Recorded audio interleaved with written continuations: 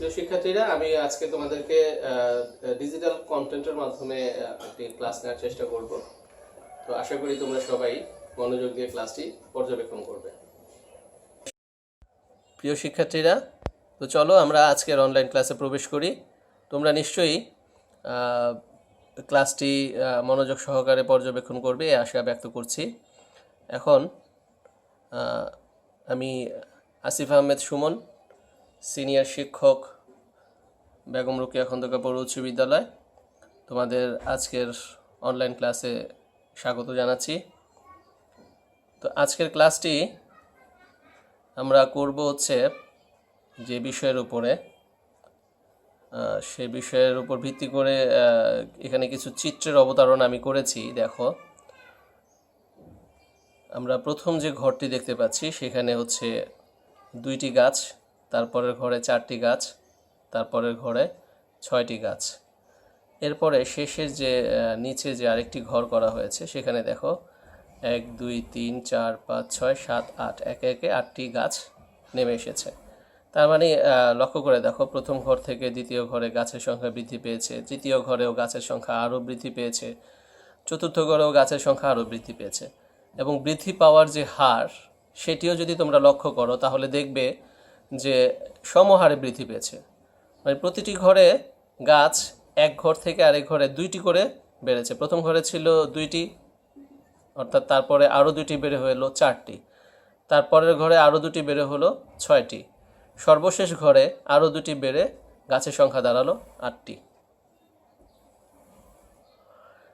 এরপরে আসো আমরা যদি আরও একটি চিত্র লক্ষ্য করি, এখানে 2টি, তারপরে দেখো এখানে আছে 5টি, এরপরের স্তম্ভে আছে 8টি, তারপরের স্তম্ভে দেখো আছে হচ্ছে 11টি, তারপরের স্তম্ভে 14টি। তাহলে লক্ষ্য করে দেখো এইখানেও কিন্তু বৃদ্ধি পাচ্ছে।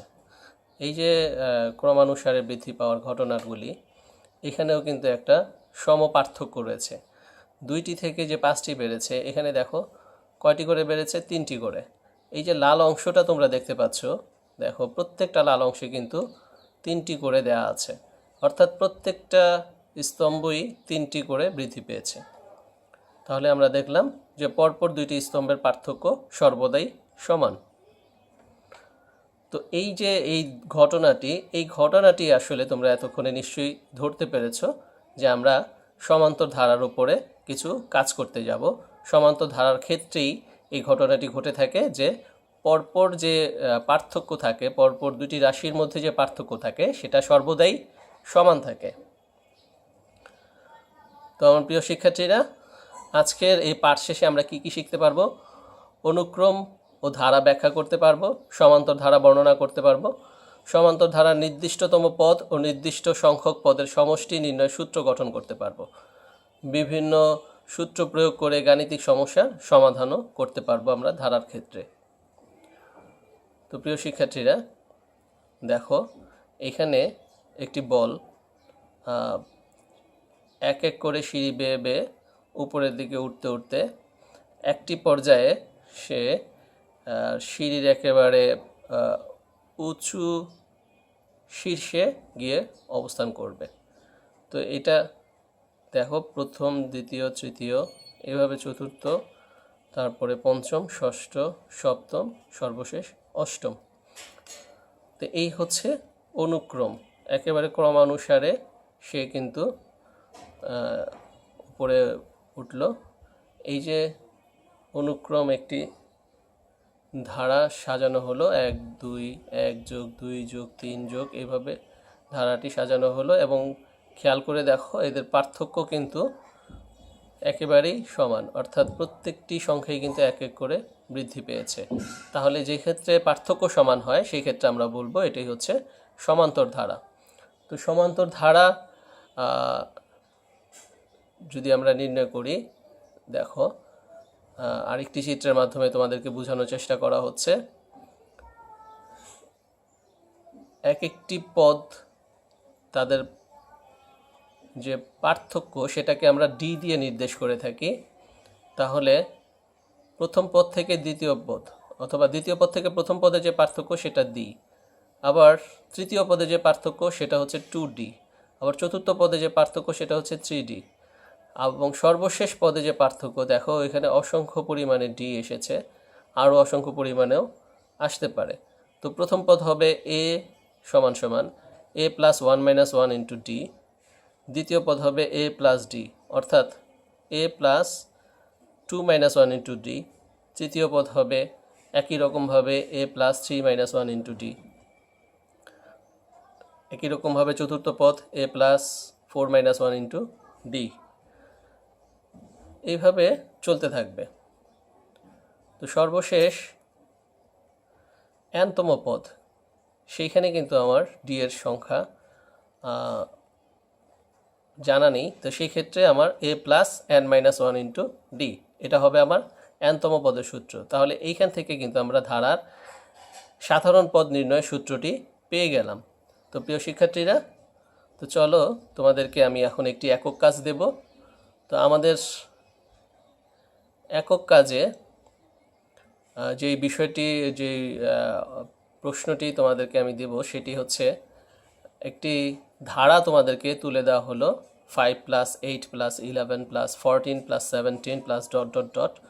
তো তোমাদেরকে বের করতে হবে ধারাটির সাধারণ অন্তর কত। আমরা ইতিমধ্যে সাধারণ অন্তর বের করা শিখেছি। এরপরে তোমরা বের করবে হচ্ছে ধারাটির দশম পদ কত, এরপরে তোমরা বের করবে ধারাটির কোন পদ 383। তো প্রিয় শিক্ষার্থীরা, আশা করি তোমরা এই সমস্যাটি সমাধান করতে পারবে। তো আসো আমরা পরবর্তীতে আরও একটি কাজ দেখি। তো আমরা প্রথম পদ জানি এ, সাধারণ অন্তর জানি আমরা ডি, এরপরে পদ সংখ্যা সমান সমান হচ্ছে এন। তো এখানে আমরা যদি সবগুলো পদকে যোগ করতে যাই তাহলে আমার সমষ্টিকে আমরা সাধারণত অ্যাশ দিয়ে প্রকাশ করে থাকি। তো ash N equal to A plus D plus A plus 2D plus A plus 3D, এভাবে একটি পর্যায়ে এ প্লাস n-1 ইন্টু ডি। তো প্রিয় শিক্ষার্থীরা, আমরা যদি এই রাশিটিকে উল্টো করে সাজাই, অর্থাৎ একেবারে সর্বশেষ যা ছিল সেটা দিয়ে শুরু করি এবং প্রথম যেটা ছিল সেটা দিয়ে শেষ করি, তাহলে দাঁড়ায় হচ্ছে এ প্লাস n-1 ইন্টু ডি, এ প্লাস n-2 ইন্টু ডি, এভাবে যেতে যেতে সর্বশেষ প্লাস এ। তো প্রিয় শিক্ষার্থীরা, আমরা যদি এই রাশি দুটিকে যোগ করি তাহলে দেখবে অ্যাশ এন আর অ্যাশ এন যোগ করলে 2n, এভাবে সবগুলো রাশিকে যোগ করলে যেটা আসে, তো দেখা গেল 2n equal to n into 2a plus n-1 into D. তো অ্যাশ এন ইকুয়াল টু অ্যাশের সাথে যে 2টা ছিল সেটা ভাগ হয়ে যাবে এই পাশে এসে n/2 2a plus n-1 into D, এটি হচ্ছে আসলে সমষ্টি নির্ণয় সূত্র। তো প্রিয় শিক্ষার্থীরা, দেখো আমরা আরও একটি ছবির মাধ্যমে যদি আমরা লক্ষ্য করি, তোমাদের বোঝার সুবিধার্থে চিত্রের মাধ্যমে এখানে বিষয়টি অবতারণা করা হচ্ছে। প্রথমে ছিল আমার 4টি বল, তারপরে দেখো 7টি বল, তারপরে দেখো এখানে চলে আসলো হচ্ছে 1 2 3 4 5 6 7 8 9 10টি বল। তো প্রিয় শিক্ষার্থীরা, এখন এখানে আমার একটি ধারা তৈরি হলো 4 + 7 + 10 + 13, এভাবে ... তো তোমাদের জন্য প্রশ্ন হচ্ছে ধারাটির নবম পদ তাহলে কত হবে। তারপরে প্রশ্ন হচ্ছে ধারাটির কোন পদ 70, এরপরে প্রশ্ন হচ্ছে ধারাটির 18 পদের সমষ্টি কত। তো প্রিয় শিক্ষার্থীরা, আমরা এখন আরও একটি কাজ দেখব। তোমরা এই স্ক্রিনে দেখছো কিছু নাম্বার ভেসে উঠছে, এগুলি সবই হচ্ছে স্বাভাবিক সংখ্যা। তো আমরা জানি যে আমরা ধরে নিলাম n সংখ্যক স্বাভাবিক সংখ্যার সমষ্টি হচ্ছে n। এখন যদি আমাদেরকে এই সংখ্যাগুলোকে যোগ করতে বলা হয় অর্থাৎ সমষ্টি করতে বলা হয়, তাহলে আমরা যেটা করব সেটা হচ্ছে ash N equal to 1 plus 2 plus 3 plus এইভাবে।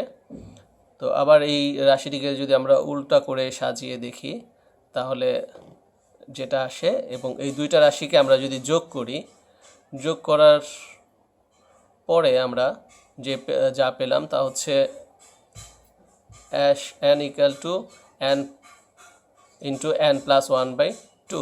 তাহলে স্বাভাবিক সংখ্যার যোগফলের সূত্র হচ্ছে এটি।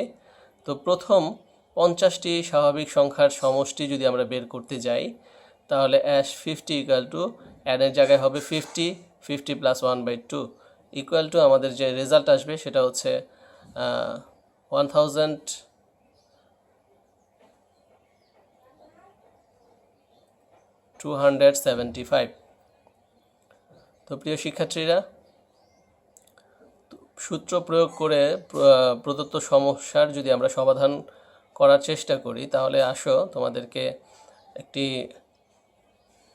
সমস্যা অর্থাৎ একটি প্রশ্ন দেয়া হলো, একটি ধারা দেয়া হলো 1 plus 2 plus 3 plus 4 plus dot dot dot plus 29 equal to what, কত, এর সমষ্টির যোগফল কত। তো আসো আমরা আরও একটি ধারা দিলাম, যে ধারাটির n সংখ্যক পদের সমষ্টি হচ্ছে, একটি ধারা দিয়ে 2550 হলে n এর মান কত। তো আশা করি এই সমস্যাগুলি তোমরা সমাধান করতে পারবে। তো আসো এবার একটি তোমাদেরকে জোড়ায় কাজ দেব। এই জোড়ায় কাজ করতে গিয়ে তোমরা চিত্রটি খেয়াল করো। এইখানে স্তম্ভ যোগ করে দেওয়া হচ্ছে, প্রথমে একটি স্তম্ভ, তারপরে দুইটি স্তম্ভ, তারপরে তিনটি স্তম্ভ।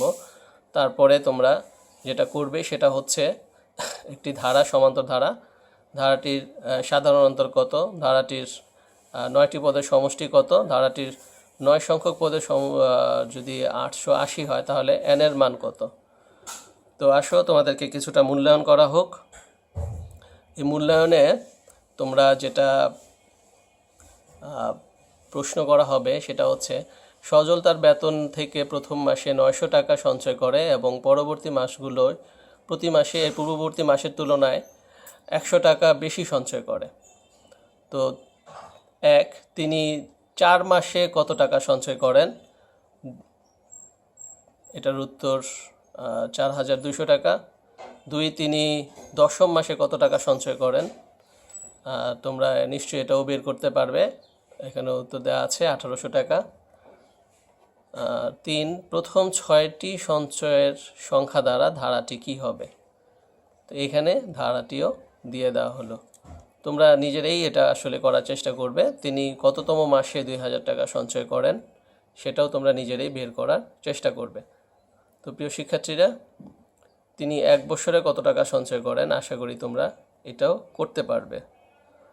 তো আসো আমরা তোমাদেরকে একটি বাড়ির কাজ দিয়ে দিই। তোমাদের আজকের বাড়ির কাজ, একটি ধারা দেয়া থাকলো এবং বলা হলো যে ধারাটির n সংখ্যক পদের সমষ্টি -144। তো ক হচ্ছে ধারাটির কোন পদের মান -23, ধারাটির কত সংখ্যক পদের সমষ্টি 0, আর উদ্দীপকে উল্লেখিত n এর মান নির্ণয় করো। তো প্রিয় শিক্ষার্থীরা, তোমাদের সবাইকে অসংখ্য ধন্যবাদ জানিয়ে আজকের মতো ক্লাস এখানেই শেষ করছি। আশা করি সবাই ভালো থাকবে। সবাইকে আবারও অসংখ্য ধন্যবাদ। তো প্রিয় শিক্ষার্থীরা, আশা করি তোমরা এই অনলাইন ক্লাসগুলি খুব মনোযোগ দিয়ে পর্যবেক্ষণ করবে, আর তোমাদের এই ক্লাসের ওপরে ভিত্তি করে তোমরা যাবতীয় প্রস্তুতিগুলি সম্পন্ন করতে পারবে, এটা আমার দৃঢ় বিশ্বাস। এরপরেও যদি তোমাদের কোথাও কোনো সমস্যা তোমাদের চোখে পড়ে, আমার সাথে তোমরা যোগাযোগ করতে পারো। আমি ইনশাআল্লাহ তোমাদের সমস্যার যথাসাধ্য সমাধান দেওয়ার চেষ্টা করব। তো এই বলে আজকে এখানেই শেষ করছি। সবাই ভালো থেকো। আল্লাহ হাফেজ।